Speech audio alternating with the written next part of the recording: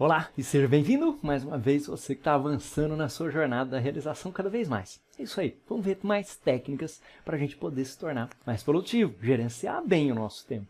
E nessa aula aqui você vai ver alguns dos segredos das pessoas altamente realizadoras, das pessoas altamente eficazes, quem realmente consegue fazer do seu dia a dia aquilo que está esperando para que atinja no seu futuro. Isso é muito bacana, porque à medida que você tem mais controle sobre o seu dia a dia, você consegue executar mais coisas. E eu já te falei um monte de vezes, imagino que já deve fazer parte aí do seu DNA de certa maneira, que você sabe que não adianta ter só mais ferramentas, não adianta a gente chorar que tem 24 horas no dia e precisa de 30 horas, não adianta nada dessas coisas que já são fixas, são dadas. O que a gente pode trabalhar? A gente pode já trabalhar em gerenciar melhor nossas prioridades, nossa energia e, acima de tudo, adotar melhores práticas, adotar melhores técnicas para conseguir fazer mais ainda no nosso dia a dia. E fazer mais não significa só você produzir mais coisas, fazer mais trabalho. Significa a gente fazer as coisas certas. Ter uma abordagem, uma atitude que é estratégica, deliberada. Significa você ser intencional, decidir as coisas que você quer fazer. Mas tem uma coisa muito bacana aqui que faz encaixar todas essas pecinhas, que é o seguinte: o fato de você revisar todos os dias. E eu estava recentemente lendo sobre produtividade, que eu estou sempre lendo sobre produtividade, não só por causa do curso, mas porque eu aplico isso no meu dia a dia. E porque eu aplico isso no desenvolvimento das pessoas que trabalham comigo, para que elas possam ter mais satisfação, mais equilíbrio, possam produzir mais também, ser melhores profissionais. Eu estava lendo uma coisa muito bacana, que o Andy Puddicombe, o cara que inventou o Headspace, aquele aplicativo de meditação, ele fala em um dos pacotes de meditação dele sobre a priorização. E que muita gente cria as suas listas ou cria os seus calendários e aí chega no final do dia, não conclui as coisas, o que ele faz? Empurra com a barriga para frente, joga para outro dia, joga para uma outra lista de to-do list, e isso é uma coisa extremamente contraprodutiva, extremamente contraproducente. Por quê? Porque você não sabe qual é a sua real capacidade de execução, você não sabe por que está dando certo ou por que está dando errado. Então esse processo de reflexão sobre a sua rotina é talvez a coisa mais importante que você deve aprender nesse módulo. É claro que tem as técnicas, que tem os passos, tem o dever de casa para você fazer, mas quanto mais você revisa e adapta, você se apropria desse processo e agora ele começa a fazer parte de você. Agora vamos a alguns dos segredos das pessoas altamente realizadoras, que começa pelo seguinte: multitasking. O que você acha? Você acha que as pessoas que são altamente realizadoras é alguém que faz multitasking, como essa figura aqui? Não é? Bem errado, né? Então, não multitasking. Multitasking, na verdade, é uma ilusão. E eu vou falar um pouco mais sobre isso nos próximos módulos também, quando a gente estiver tratando de calendários. O multitasking, o multitarefa, é uma falta de foco, então, baixo foco aqui, desperdício de energia. E, inclusive, tem pesquisas que apontam que quando você está fazendo multitasking, a tarefa pode durar 2, 3, talvez até 5 vezes mais tempo. Se você se concentrasse em fazer o relatório, começar o relatório e acabar aquele relatório, talvez em 1 hora, em 2 horas você acabasse. Mas aí você para e faz um e-mail, você para e faz uma ligação, você para e faz várias outras coisas. Quando você para uma tarefa para fazer outra, você, na hora que volta para aquela tarefa que você estava fazendo antes, você precisa meio que pegar o que você estava fazendo de novo, reler, relembrar o que você estava pensando. E isso é muito desperdício de tempo. E ainda tem o seguinte: lembra que eu falei para você que a atenção é um recurso escasso? E que muita gente hoje está vivendo desse déficit de atenção, desse déficit de foco.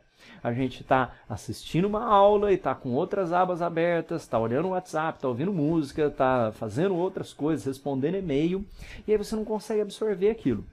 E se você parar para pensar e parar para refletir, você vai ver o quanto isso é verdade. Eu já até dei esse exemplo, vou repetir mais uma vez aqui: quando eu vou para palestras e eu não anoto as coisas, ou fico pensando, fico usando meu celular, fico fazendo outras coisas durante a palestra, nos congressos que eu vou, de gerenciamento de projetos, de engenharia, de empreendedorismo, da minha área de trabalho, muitas vezes eu saio da palestra da pessoa e, Mário, do que falava aquilo lá? Poxa, não lembro.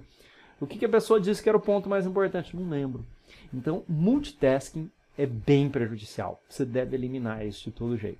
E às vezes até parece que a gente está sendo produtivo. Eu faço muito conference call, tenho muitas reuniões via Skype, via telefone. E aí você percebe claramente quando a pessoa está fazendo outras coisas. ela tem respostas mais devagar, as respostas delas não são precisas, elas não atendem aqueles resultados que é esperado dela, e todo mundo sabe disso. Você que está achando que está sendo um pouco mais produtivo, estou respondendo e-mail enquanto estou na reunião, enquanto estou fazendo outra coisa, todo mundo está observando que os seus resultados não são bons. Então preste atenção nisso, porque dá a impressão para você que você está fazendo 10 coisas ao mesmo tempo, que você é muito produtivo, que está fazendo 10 coisas, mas está fazendo as 10 muito mal. Isso está deixando a sua imagem e a sua produtividade prejudicada.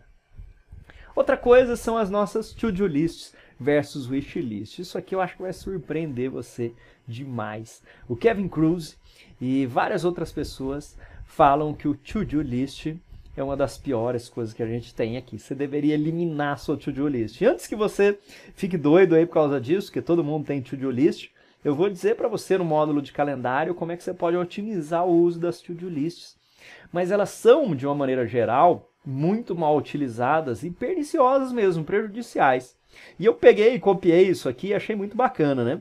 Ele fala, pô, será que você imagina, você realmente acredita que o Steve Jobs tem uma to-do list que ele fica várias vezes do dia se perguntando qual que é a minha próxima coisa, e ele dá um tique aqui, qual que é a minha próxima coisa? Qual que é a minha próxima coisa? Você acha que o Steve Jobs tinha uma to-do list, ou que vários desses grandes executivos têm uma to-do list? Uma coisa que você vai ver é o seguinte, toda pessoa importante que você conhece tem uma secretária ou um secretário, então tem um secretário, e muitas vezes quando a gente fala em inglês é um scheduler, um cara que é um agendador, o cara que cuida do calendário dele. Você assistiu um filme, por exemplo, o último filme que falava sobre o General Glenn, por exemplo, aí você vê, ele tem uma pessoa que cuida do calendário dele, e agora apareceu um novo evento que a gente vai ter lá em Paris, a reunião junto com o ministro. E aí pergunta para ele, você pode ir? Ele fala, poxa, vou perguntar aqui para o cara que cuida da minha agenda. Joãozinho, podemos ir? Aí ele dá uma olhada lá na agenda, organiza tudo, podemos ir ou não podemos ir. Então as pessoas que têm sucesso, que têm satisfação, que têm realização, elas controlam e protegem muito bem o seu calendário. Protegem muito bem o seu calendário. E elas não usam to-do list, porque os to-do lists aqui, como você está vendo, são cemitério das atividades que são importantes, mas não são urgentes. Sabe, tem aquele to-do list, por exemplo, que você precisa arrumar o carro, e aí tá lá já para semana que vem, aí você postergou para outra semana, postergou para outra, já passou quase 2 meses e você ainda não fez a revisão do carro. Por quê? Porque não tem uma data fixa para acontecer aquilo, não tem um horário. Essa é uma das grandes coisas ruins do to-do list. Também a to-do list não coloca o tamanho das tarefas e a complexidade. Então muitas vezes a gente vai fazendo aquelas que são mais fáceis, ali mais rápidas e não conclui o que é importante, não tem uma priorização na to-do list. E aqui muitas vezes, né, ele fala aqui que as to-do lists são chamadas de wish list, que eu coloquei aqui. E quando eu li isso pela primeira vez, para mim foi bem surpreendente pelo seguinte. Eu sempre utilizei bastante to-do list, eu uso calendário também, mas eu utilizava muito o to-do list até me deparar com as pessoas que são realmente produtivas e que não usam to-do list. Então os principais empresários, os atletas não usam to-do lists, muita gente que realmente faz a coisa acontecer ali no seu dia a dia, avança nos objetivos, avança nas suas metas, não tem to-do list. E aí eu olhei para a minha to-do list e queria que você fizesse isso agora, nesse exato momento. Pega uma to-do list que você tem aí, uma lista de tarefas, e dá uma olhada quantas coisas estão aí que você não fez, que você nunca vai fazer e que são desejos ou que são sonhos. Muitas vezes a gente olha a to-do list e aí tá lá, imprimir as fotos do Natal de 2014. Pô, já passou 1 ano, 2 anos, 3 anos, 4 anos, você não imprimiu e ela continua lá na sua lista. Tá lá que você precisa emagrecer, tá no seu to-do list. Você nunca marcou aquele negócio no to-do list. Então muita gente coloca blocos de coisa muito grande lá no to-do list. Então emagrecer não é uma coisa que você põe no to-do list.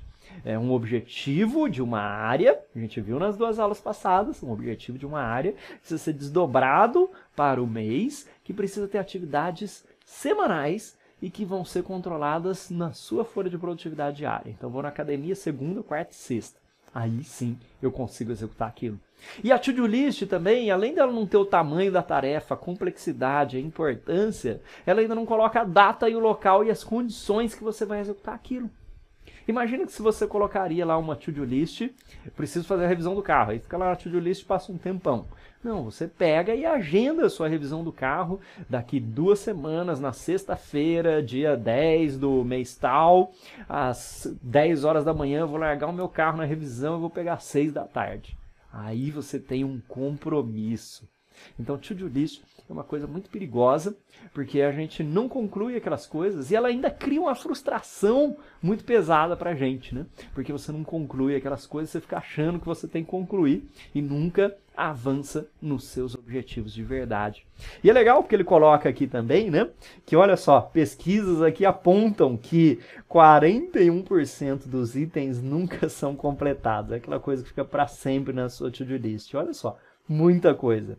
E 50% dos itens são completados ali em um dia. São aquelas coisas que você já escreve e já faz. Então, eu preciso mandar um e-mail para o João. Aí você põe no to-do list e manda um e-mail para o João. Não precisava nem ter colocado lá. Então, as pessoas altamente realizadoras e altamente produtivas não usam to-do list. E o que elas fazem de bom, de diferente da gente? Elas gerenciam a sua energia e elas compreendem o ritmo do dia.